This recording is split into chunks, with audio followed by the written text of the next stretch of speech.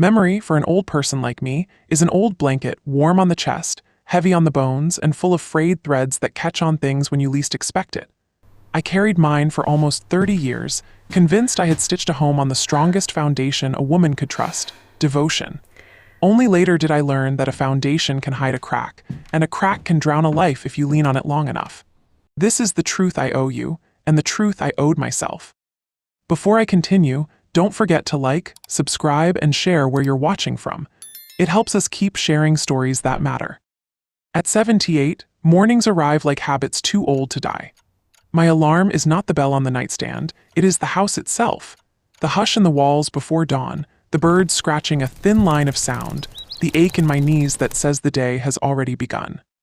I wash my face, bind my gray hair at the nape, and walk into the small room where my husband, Arthur, stares at the ceiling like a man awaiting permission to live. "Good morning," I say, as if light depends on my voice. He murmurs something back, and then I lift and turn and settle and wheel. It is a private choreography you only learn by doing it every day for years, a dance where wrists and thighs and breath do the talking. I did not complain. Love, to me, was never a feeling I waited to have. It was a verb I did, even when no one saw. The morning the crack in my foundation spoke, it did not speak loudly. It twitched. His toes, thin, pale, useless for 28 years, moved. Not the random jerk of sleep or the ghost of a nerve. A small, deliberate bow, like a child raising a hand at the back of a class. I froze. "Arthur, did you feel that?" He did not meet my eyes. "Feel what?" he said, with a new, tight string in his voice. The mind bargains when the heart is frightened. I told myself I had imagined it. I told myself grief plays tricks. I told myself one twitch is not a miracle and not a betrayal. Yet the day tasted wrong. Toast went dry in my mouth. Coffee felt thin. Outside, our neighbor, Mrs. Clark, studied the street from behind her lace curtain as she always did, a faithful sentinel of other people's ordinary mornings. I called my daughter, Linda. I told her about the toes. She told me about reflexes. "Mom, you're exhausted. Come stay a few days," she said. I promised I would, knowing I wouldn't. There are questions you cannot pack in a weekend bag. That night I hunted for another twitch and found none. Hope is a cruel light. It shows you enough to doubt yourself, then leaves you in the dark to bump into furniture. The second morning I did not pray for a sign. I prayed to be wrong. But wrongness, like truth, keeps time. I knelt to slide on his slippers and let my fingers rest on his foot as if by accident, and there it was again, the smallest bow of the toes. My heartbeat filled my gums. "Arthur?" I asked, half breath, half plea. He stared at the ceiling. "No," he said to a question I had not finished asking. Suspicion turns a house into a museum. Every cup, every fork, every soft sound becomes an exhibit that proves or disproves your private theory. I watched him in the living room. I watched the stiff way he held a spoon, the careful way his breath sometimes caught, the way his gaze fixed slightly above the television, as if concentrating on a wall I could not see. I watched until watching made me ill. Fate, that lazy archivist, sent me a file. Mrs. Clark waved us down as Linda, and I returned from the market with bread and peaches we would not taste. Her hand trembled as she thrust out her phone. "I thought I was seeing things," she whispered. The video was 30 seconds long. Arthur stands, he walks, he pours water, he sits. I did not drop the phone, I let it go. The floor rose to catch me the way a lie rises to catch a life, brutally and without apology. We confronted him. I said his name like it might still protect me. Linda set the phone on the table like a blade we weren't sure how to hold. We watched the clip again, this time with him watching himself. The remote slid from his hand. Secrets make a man look both younger and older at once, young with the relief of being found out, old with the cost of what it took to hide. "Evelyn," he said, and my name sounded like a held-back cough. "I can explain." He spoke of the accident, the early years when nothing moved, the terror, the pity, the disability check that kept a roof over us, the shame that eats like rust. Then I felt small things. I didn't know how to tell you. I was afraid of losing the help, of losing you, of failing twice, once for breaking, and again for pretending I hadn't healed. There are sentences that sound reasonable to the ear and treasonous to the heart. I heard both. "What did you think would happen?" I asked, and for a moment my voice sounded like my mother's, plain and cutting. "Did you imagine I would be grateful you trusted me with your helplessness but not with your improvement?" He rubbed at his knuckles the way he used to when he was a young man working in a factory that had swallowed his brother's hearing. "I thought it would be one more hard winter," he said, and then I would tell you in spring. 28 winters, I said. He closed his eyes. Linda sat with both hands around a cup as if it were a living bird. Dad, she said quietly, if you were scared, you could have told us you were scared. That would have been a truth too. He opened his mouth, then shut it, a man learning for the first time that silence can be a lie and a mercy and an injury all at once. I'm sorry, he whispered, and the words were small because they were true, not because they were weak. What about me? I asked, and my voice surprised me by staying calm. What about the life I poured into the chair you didn't need? He could not answer the way a man cannot answer the sea for being wet. Finally he said, I was afraid, and fear is the poorest alibi I have ever heard. I need time, I told him, and walked outside because houses cannot hold fresh air when the truth arrives. The world had the indecency to be beautiful, sun on the fence, a wren scolding the wind, the smell of cut grass. Grief is a weight. It sits on your chest and asks, how much of your life are you willing to carry alone? What followed was not a day of answers, but a season of questions. Arthur began physical therapy, publicly now, with a calm man named Marcus Green who had the hands of someone who repairs stubborn things. Muscles woke slowly like children you do not shake, you coax them. He learned to walk the hallway. He learned to stand without borrowing my body. He opened the impossible pickle jar. He dried plates while I washed. 1,000 small restitutions, none equal to the thing they paid for, all necessary to begin. Marcus was patient in a way that did not insult us. Recovery is not a ladder, he told Arthur. It's a field. Some days you go in circles and still count it as distance. He gave Arthur exercises that looked like prayers, small, repeated motions that asked the body to remember itself. He gave me homework too, let him try and let him fail, then let him try again. Letting go is its own kind of ache. We saw a counselor as well, a brisk woman named Dr. Sato who spoke in low tones and kept a dish of peppermints on her desk. She asked questions that made us both wince. What did you gain by staying unhealed? She asked Arthur.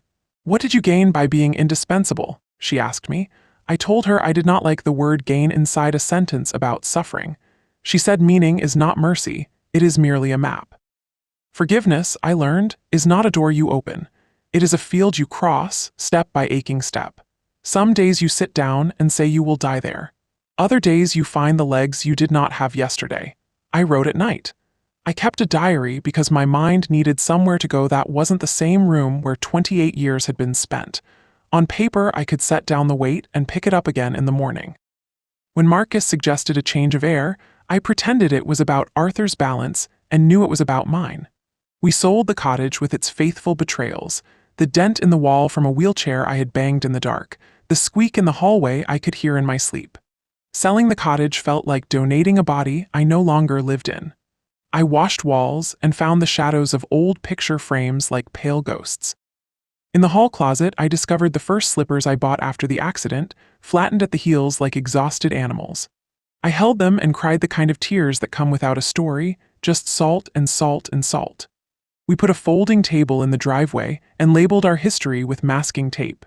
25 cents for the lamp that had watched over 1,000 quiet meals. $1 for the clock that had lied to comfort us, ticking faster on bad nights. A young couple bought our kitchen chairs and promised to eat at them every Sunday. A teenager bought a box of mismatched mugs and said she liked things with the previous life still on them. I gave the chair a last, polite dusting and thanked it for the lie it let me stop living. We slept easier that week, though nothing outward had changed much. We bought a little farm that smelled of honest work, where wind practiced its handwriting across the grass and a stream talked nonsense that comforted us anyway. Arthur took to the soil like a man learning a language he almost knew as a boy, the way a tune returns to a mouth that has forgotten the words but not the melody. He fenced the garden with posts that leaned like old friends. He learned the stubbornness of clay and the generosity of loam. We argued about rows and distances and the right time to water, which is to say we argued about control and mercy and when to stop holding on. Then we laughed because the beans did not care whose philosophy was correct. They climbed anyway. The first night, the farmhouse creaked like an old ship. We slept with the windows open and the smell of damp earth lifting through the screens. In the morning, Arthur stood at the door in his boots and grinned like mischief. Looks like a place a person could try again, he said. I pretended to be busy with the kettle so I would not cry. We built rituals that were not penance but practice. Orange harvest mornings, bread in the oven, honey on our tongues so floral it felt like another person's memory. We were kinder with our silence. We were careful with our laughter. We met neighbors who didn't know the old story and made a new one with them. Linda visited and watched us like a doctor watches a patient sit up for the first time. "I'm proud of you," she told her father, and those were stitches, not words. Sometimes the past broke its leash. I would be trimming roses and hear a sound too light to be anything but a step in an empty hallway. I would see the chair we brought to the farm at Arthur's insistence and feel a nausea with no name. Once, when the wind banged the screen door, I shouted, "I'm coming," into an empty room before I understood there was no call. Healing is not a straight road. It is a path through your own house at night, learning where you stub toes and where you reach for the rail. Arthur learned bees with the caution of a penitent and the joy of a boy. He visited an old beekeeper named Mr. Ellison, who smelled of smoke and sunshine and taught him how not to be afraid. He brought home a veil and a smoker and a new humility. The first time he opened the hive, the air changed pitch. Arthur's first sting came on a windy afternoon when the lid slipped in his hand. He yelped, more surprise than pain, and I saw the flat white place on his wrist flush like a small sunrise. "Don't swat," Mr. Ellison warned, calm as a clock. "You raise your hand when a choir's singing and they'll think you're conducting." Arthur stood still and breathed through his mouth the way Marcus had taught him for balance. Later, in the kitchen, I scraped out the stinger with my fingernail and pressed a cool spoon against the welt. "You going to be all right?" I asked. "I already am," he said, and for once I believed him without feeling like I had betrayed that younger version of me who had lifted his weight alone. We had a small first harvest, amber jars lined up like stained glass on the counter. I labeled each one with the date and the hive and a word I wanted to remember: begin, mend, steady. We swapped jars with neighbors for eggs and advice. At the autumn market in the nearest town, we rented a small table under a canvas tent. Our jars caught the sun and made a stained glass river on the plywood. I baked loaves that split down the center like open smiles. Children asked whether the queen bee wore a crown, and Arthur said yes, but it was invisible and made of patience. An elderly man tasted a spoon of honey and closed his eyes like prayer. "It tastes like a story," he said. "What kind?" I asked, and he replied, "The kind with trouble in the middle and a beginning that keeps trying." Driving home that evening, the road unspooled like thread from a spool, and I realized markets are less about selling than about being seen.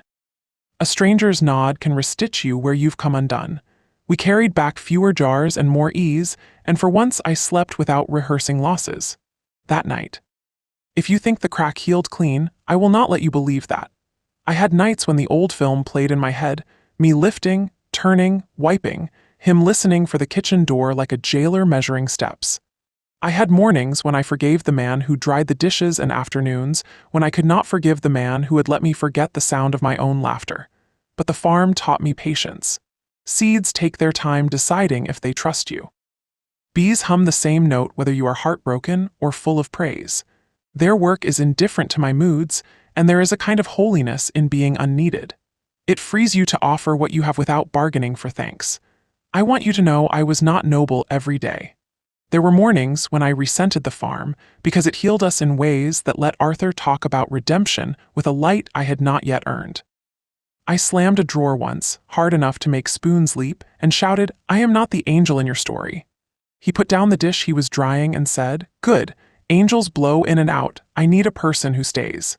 We laughed then, but my eyes were wet. Being needed and being loved can look like the same coat on a hook. You must put it on to learn which it is. One spring day Arthur brought in a jar of honey that tasted like an orchard in prayer. We saved some for a cake that would mark birthdays and repairs. People came, neighbors with red hands, grandkids with pockets full of stones and questions. We cut slices and passed plates, and for a day everyone we loved ate something our hands had coaxed from a hive. Mr. Ellison said, "This is the taste of a field kept with care." I wanted to believe he meant more than soil. Winter taught us to listen. The barn's boards knocked together like old men in a debate. The fox left script on the snow. The kettle sang at a pitch that told me whether the flame was too eager or just right. On nights when the wind bullied the windows, we brought the chairs near the stove and spoke of small things in a way that made them large. The smell of oranges, the feeling of a handkerchief freshly ironed, the sound of Linda's car coming up the gravel. "Do you think people change?" Arthur asked once. "They do," I said, but not like a coin changes hands, more like a field that lets a different crop come up after a long time of the same. He nodded, content with the answer because it offered work, not magic. The years turned. The trees bore so much fruit we had to bandage the branches with rope. Arthur slowed in kind and decent ways, the way men slow when they have spent a long time trying to be better than they once were. He would stop halfway up the hill and look back like a man checking if the house was still real. "I didn't think I'd get to see this," he would say, holding up a pear as if it were a passport. "I outlived the woman who first saw the toes move. I outlived the morning when forgiveness looked impossible. I did not outlive the truth, though. It arrived on time, like all bills and most winters. The last winter I would own arrived early, as if it had been waiting politely down the road and finally decided to come in. My hands became careful about heat. My breath shortened on the stairs. I wrote more. Diaries became volumes. On a gray afternoon that frayed at the edges, I added an envelope to the back of book 3 and wrote on it, 'For Linda after.' I sealed it because there are letters you cannot send to the living without wounding them, and letters the dead are allowed to send softly. When I was gone, and I went the way old women hope to go, with my hand resting on a quilt that smelled a little of sun and a little of soap, Linda came to the farm and did the laundry of grief, sorting, keeping, giving away. She opened cabinets and found the cups that know our mouths. She found my books and the envelope and sat at the kitchen table where we had bruised oranges and made up. She opened the seal. Inside was a letter. It began in Arthur's neat, stubborn hand. "Evelyn, if this reaches our daughter, it means I never found the breath to say it out loud. I told you once that I felt things and didn't know how to tell you. The truer truth is uglier. I knew earlier than I confessed, longer than I ever admitted to anyone. A year, maybe 2. I lied to the doctor and to the forms. An old friend in the claims office helped me not look too hard at myself. I meant to stop. The longer I waited, the more poisonous the stopping felt. You gave me a second life anyway. You put honey on a sin and made it medicine I could swallow. I am ashamed of what I took from you, the arc of your days, the strength of your back, the bright edges of your youth.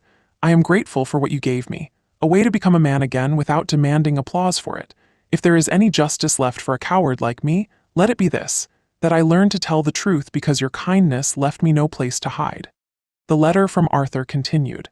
"I kept the chair because it was my alibi and my shame. Even when I could stand, I sat because the chair said I should.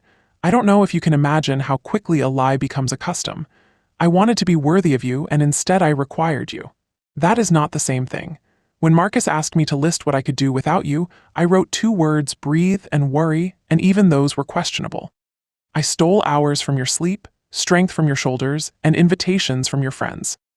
If there is any repair available to me in whatever world comes next, I will spend it carrying something for you." Linda would tell you she had to stand to finish reading. The room became too small for all the air a confession pulls to itself. She walked to the sink and turned on the water like a person does when a silence needs company. After Arthur's pages came mine, written in a hand that looked like old hinges, and a heart that had finally understood the difference between forgetting and forgiving. "Linda, some truths rip clean, some have barbs. Your father's secret had both. Yes, I knew more than I admitted. Not at the beginning when I thought a twitch was mercy. Later, small receipts, a phrase caught, a step heard when the house believed itself alone. I did not expose him because I wanted him punished by goodness, not undone by rage. I watched him change, not to escape a consequence, but to become the kind of man who could survive having told the truth. I chose to let time sentence him to decency. It was the only justice my heart could carry without turning me into someone I would not recognize in the mirror. Do not mistake my silence for blindness. It was a choice, and like all choices it charged interest. I paid it in sleeplessness some nights and in calm on others. If you inherit anything from this, let it be the courage to look and then to decide." My own letter went on as well. "You will hear people say that staying made me weak. They will be wrong. I stayed because I am the sort of woman who plants a tree even when frost is likely. I did not stay to be a saint or a martyr. I stayed to see if the root would catch. If it had not, I would have left with my whole name and most of my bones. Remember that there are many kinds of courage and each comes with a receipt. Keep them. When someone tries to tell you what you owed long ago, take out the paper and show your totals. If they disagree, let them plant their own orchard." Linda took the diaries to the orchard. She stood in the bright hum and heard nothing and everything. Bees moved like thoughts no one had words for. People imagine forgiveness lives in ceremonies. It does not. When the schoolchildren came in spring, a boy with a cowlick asked why we named the jars. Because a taste needs a place to live, I told him, and a word is a good house. The teacher smiled and asked if we would talk about risk. Arthur lifted a frame heavy with honey and said, "The bees risk everything every day and still keep working. I risked the truth and nearly lost my family. Your risk may be smaller or it may be larger. Either way, you'll need friends and a plan." On the way out, the boy slipped a note into my pocket that said, "Thank you for not making the hard parts pretty." I kept it with the recipe cards. It lives there still, though my hands are not here to touch it. It lives like a small bell. The farm did not go quiet after I left. Linda brought her boys on weekends, and they learned the names of things in a language their city had not taught them. Hive tool, supers, brood box, grafting knife. She read from my notebooks sometimes, not as scripture but as weather reports. Expect a change, with sun by late afternoon. Mr. Ellison came by to help with spring splits and told Linda she had her mother's stubborn hands. Mrs. Clark, older now and softer around the eyes, mailed a card with a photo of our old street in winter. In blue pen she wrote, "Some mornings I still look up expecting to see your kitchen light. The curtain misses being useful." I held the card like a neighborly benediction and placed it beside the jar labeled Mend. There is a second twist if you have the patience. Months after Linda found the letters, she received an envelope with no return address.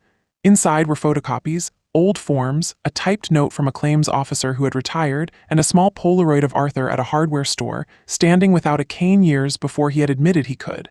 The note read, "I should have done the right thing then. I am trying to now." Linda sat at the kitchen table and breathed like a person teaching herself how again. She did not take the folder to a lawyer. She did not set it on fire. She walked it to the orchard and placed it beneath a stone at the foot of the first pear tree Arthur planted. I will not romanticize this. It was not a ritual. It was a choice about the kind of ancestor she wanted to become. Sometimes she dreams I am sitting on the porch with my knitting and Arthur is in the yard in his hat and the light has the angle of a promise. In the dream she asks me, "Did you forgive him?" And I answer, "I forgave myself for who I had to be to survive him." The rest came later. She wakes with a damp pillow and a steady breath. I imagine you now, someone in a different town, someone with an old blanket of your own. Maybe your crack is not a person. Maybe it's a mistake you made, a silence you kept, a door you did not open when kindness knocked. Maybe you don't need my permission, but I give it anyway. You may stop carrying what was never yours alone to hold. You may ask to be loved after the truth, and you may also say no if the price of loving again is your whole self. Both answers are forms of wisdom. When Linda visits, she brings her children. They run between the trees and return with pockets full of papery wings and smooth stones and too many questions to finish before dark. She keeps my diaries on a shelf that is higher than grief and lower than forgetting. Sometimes she reads a page out loud to the kitchen, as if houses can learn, and maybe they can. She thanks the bees when she takes honey. She leaves a jar for Mrs. Clark. She writes to Marcus and Dr. Sato at Christmas because she understands that some debts are repaid not in money, but in updates. A photograph of the orchard in bloom, a note about the boys learning patience by watching a hive, a simple sentence, "We are well." That says what all the long letters try to. On the anniversary of the day the crack spoke, Linda bakes the honey cake. She uses the jar labeled steady and measures with the care of a person who knows recipes are both instruction and prayer. Before she slices, she asks the boys for a moment of quiet, not to be sad, but to listen to the hum that lives inside every room that has ever held a second chance. They stand still long enough to hear the refrigerator motor and the faintest sound of bees against the screen. And then life, like the knife, moves on. One afternoon, the local school brings children to the farm to learn where food begins. Linda walks them through the orchard and tells them the names of trees. She opens a hive with Mr. Ellison and lets the air change pitch. A little girl asks, "Do the bees ever forgive you when you take their honey?" And Linda smiles the way a person smiles when a child has mistaken the question for the answer. "We don't take what they need," she says. "We say thank you. We take care of the field that takes care of them." The girl nods as if she has been told a secret. Perhaps she has. If I could send one more letter, I would not spend it defending us or condemning us. I would spend it the way one spends a coin for bread, to nourish whoever is hungry enough to still be listening. I would say, love does not erase truth, it makes a life beside it. Shame is a lock, confession is a hinge. Not every door can open without splinters. Carry a bandage. Learn which rooms you are willing to revisit and which you will board shut with kindness and move your bed to a different corner. I do not know what you will do with your crack, only that it will not fix itself while you pretend there is no sound in the wall. Tap it. Listen. Invite someone to stand with you when you do. If no one comes, stand anyway. There is a kind of courage that looks like staying and another that looks like leaving. I have practiced both. Each has its weather. Bring a coat. I loved Arthur. I love him still in the stubborn, rivering way a life remembers its own course. I do not bless what he did. I bless the mornings when he fetched 2 coffee cups without being asked. I bless the day he stood in the orchard and cried because the pear tree he planted held more fruit than his hands could carry. I bless the evening he told Linda, "I am proud of your mother," as if pride were a dish he could finally serve without choking. These are small beatitudes. They are enough. And for myself, I bless the woman who looked at a 30-second video and did not let that be the last definition of her marriage. I bless the hands that wrote and wrote until the story had more than one chapter. I bless the move, the bees, the bread, the names on the jars, the way a field can become a teacher when the classroom of the heart is overcrowded. I bless the fact that I am telling you any of this, which means the shame did not keep the story, and the story did not keep the shame. If you have stayed with me to the end, you already know the truth is rarely loud. It is a twitch, a paper under a stone. A jar labeled begins sitting on a shelf where anyone can see it. It is a daughter choosing where to file the evidence so her children inherit a field instead of a courtroom. It is an old neighbor with a lace curtain and a steady hand. It is a therapist who offers a peppermint after a hard sentence. It is a man who learns to keep bees and in doing so, learns to keep promises. If you're still listening, take one small action tonight. Make tea, turn off one harsh light, write one honest line in a notebook, and forgive 1 inch of yourself. Tomorrow will not be easier, only clearer, and clarity is the gentlest kind of beginning. Start there, friend. Thank you for watching till the end. If this story touched your heart, please like the video, share it with someone who believes love can survive the truth, and tell us where you're watching from. See you in the next video.